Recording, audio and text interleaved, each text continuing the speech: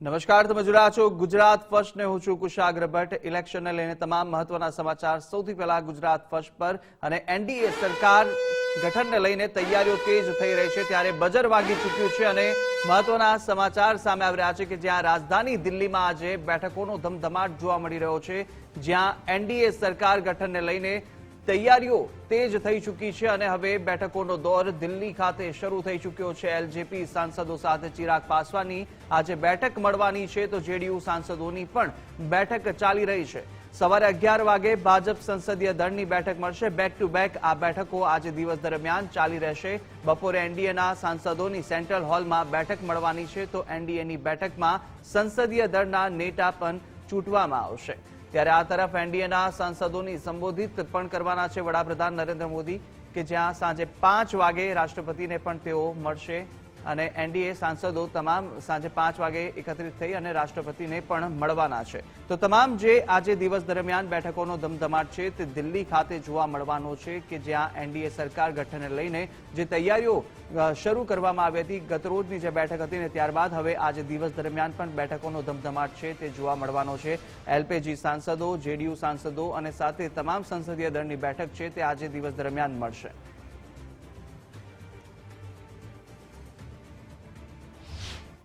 क्यों नहीं पूरा करेगी?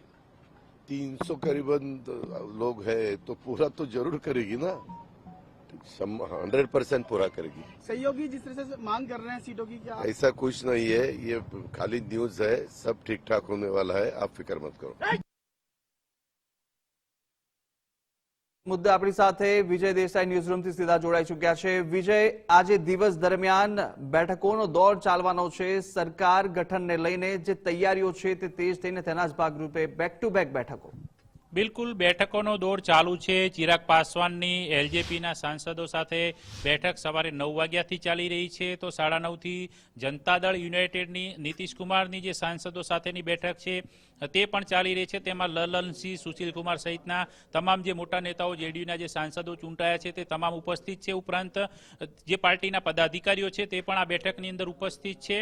હવે ભારતીય જનતા પાર્ટીની છે તે 11 વાગે સંસદીય દળની બેઠક મળશે। તેની અંદર નરેન્દ્રભાઈ મોદીને સંસદીય દળના નેતા તરીકે ચૂંટવામાં આવશે ને ત્યારબાદ સંયુક્ત રીતે એનડીએના તમામ જે સાથી પક્ષો છે તેમની બેઠક સેન્ટ્રલ હોલમાં મળશે કે જ્યાં એનડીએના જે રાજ્યસભાના સાંસદો છે એ પણ ઉપસ્થિત રહેશે। ઉપરાંત જે અન્ય જે રાજ્યોમાંથી એનડીએ શાસિત રાજ્યોના જે મુખ્યમંત્રીઓ, ડેપ્યુટી મુખ્યમંત્રીઓ સહિતના પદાધિકારીઓ પણ છે તે સંગઠનના કેટલાક ઉપસ્થિત રહેશે।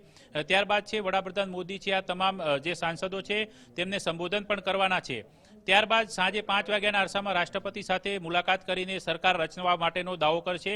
9 જૂનના સાંજે 6 વાગે શપથ ગ્રહણ સમારોહ યોજાશે। એટલે કે મોદી સરકારને આ શપથ ગ્રહણ પહેલા જ તમામ તૈયારીઓ ચાલી રહી છે। બેઠકોનો ધમધમાટ છે। આ બેઠક સંયુક્ત રીતે પૂર્ણ થયા બાદ 2 દિવસ મંત્રાલયોને લઈને જે સાથી પક્ષો સાથેની જે વિસ્તરણ અંગેની જે ચર્ચાઓ છે તે અંગે બેઠકોનો ધમધમાટ ચાલશે। એટલે કે રાજધાની દિલ્હીની અંદર આગામી 4 દિવસ સુધી આ જે શપથ ગ્રહણ સમારોહથી લઈને મંત્રાલય ફાળવણી સુધી તમામ જે મંત્રીમંડળ વિસ્તરણ સુધીની વાર્તાઓ હોય ત્યાં સુધી તમામ બેઠકોનો ધમધમાટ, સાથી પક્ષોનો ધમધમાટ રાજધાની દિલ્હીની અંદર આપણને જોવા મળશે। ઘણા બધા જે મુદ્દાઓ છે તે ચર્ચાશે। બેઠકોની અંદર આગળની રણનીતિઓ પણ ઘડાશે। સાથી પક્ષો સાથે જે વિસ્તરણની જે વ્યવસ્થા છે, કેટલીક જે વાટાઘાટો છે તે પણ સતત ચાલતી રહેશે। એટલે કે કન્ટિન્યુઅસ બેઠકોનો દોર અત્યારે દિલ્હીમાં ચાલી રહ્યો છે અને આગામી સમયમાં પણ 2-3 દિવસ સુધી આ પ્રકારનો માહોલ દિલ્હીમાં આપણને જોવા મળશે। કુશાગ્ર। બિલકુલ વિજય, માહિતી બદલ આપનો આભાર। તો આજે બપોરે એનડીએના સાંસદોની સેન્ટ્રલ હોલમાં બેઠક મળવાની છે। દિવસ દરમિયાન અનેક જે તમામ પક્ષો છે તે પોતપોતાની બેઠક સંસદો સાથે કરવાના છે અને ત્યારબાદ બપોરના સમયે સેન્ટ્રલ હોલ ખાતે એનડીએના સાંસદોની બેઠક મળશે। મહત્વનું છે કે આ બેઠકની અંદર સંસદીય દળના નેતાને પણ ચૂંટવામાં આવવાના છે અને એનડીએના સાંસદોને પણ નરેન્દ્રભાઈ મોદી છે તે સંબોધિત કરવાના છે સાંજના સમયે કે જ્યાં તમામ એનડીએના સાંસદો છે તે રાષ્ટ્રપતિને પણ મળવાના છે।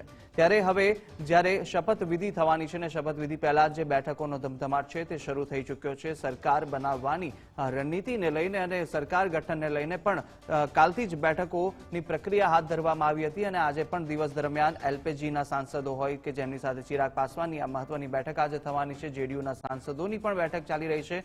મંત્રાલય વિસ્તરણને લઈને પણ બેઠકોની અંદર ચર્ચાઓ કાલથી થઈ રહી છે, પરંતુ પરંતુ હવે જ્યારે સમય નજીક આવી રહ્યો છે અને જ્યારે મંત્રાલય જે વિસ્તરણ કરવામાં આવશે સંસદનું ત્યારે તેને લઈને પણ જે તમામ બેઠકોની અંદર ચર્ચા છે તે કરવામાં આવી રહી છે. એલપીજી, જેડીયુ અને સાથે તમામ દળો સાથી દળોની જે બેઠકો છે તે સંસદોની મળી રહી છે અને મહત્વની બેઠક ભાજપ સંસદીય દળની પણ આજે મળવાની છે. 11 વાગે ભાજપ સંસદીય દળની બેઠક છે અને એલજેપીના સાંસદો સાથે જ જેડીયુના સાંસદો.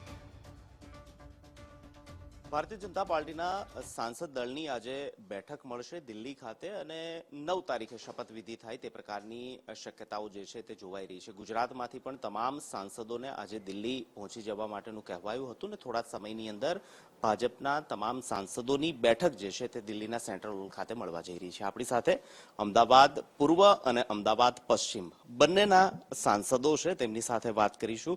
હસમુખભાઈ, ક્લિયર કટ મેજોરિટી ન આવી પરંતુ સંગઠન સહકાર સાથે અન્ય પક્ષો સાથે જે છે તે સરકાર બનાવવાની દિશામાં આગળ વધી રહ્યા છે.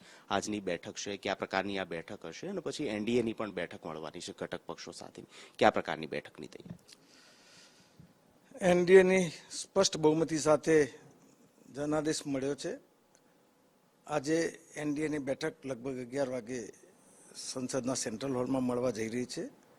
એનડીએના તમામ સાંસદો સર્વાનુમતે આદરણીય નરેન્દ્રભાઈ મોદીને ત્રીજી વખતે ગૃહના નેતા તરીકે પસંદ કરશે અને ત્યારબાદ સાંજે એનડીએના સૌ આગેવાનો રાષ્ટ્રપતિજીને સરકારની ગઠન કરવા માટેની રજૂઆત કરશે.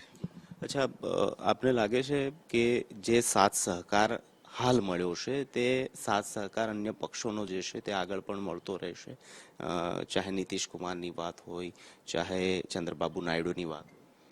અવશ્ય મળશે, કારણ કે ભૂતકાળમાં પણ નીતિશ કુમાર હોય કે ચંદ્રબાબુ નાયડુની બંને પાર્ટી એનડીએનો હિસ્સો રહી ચૂકી છે.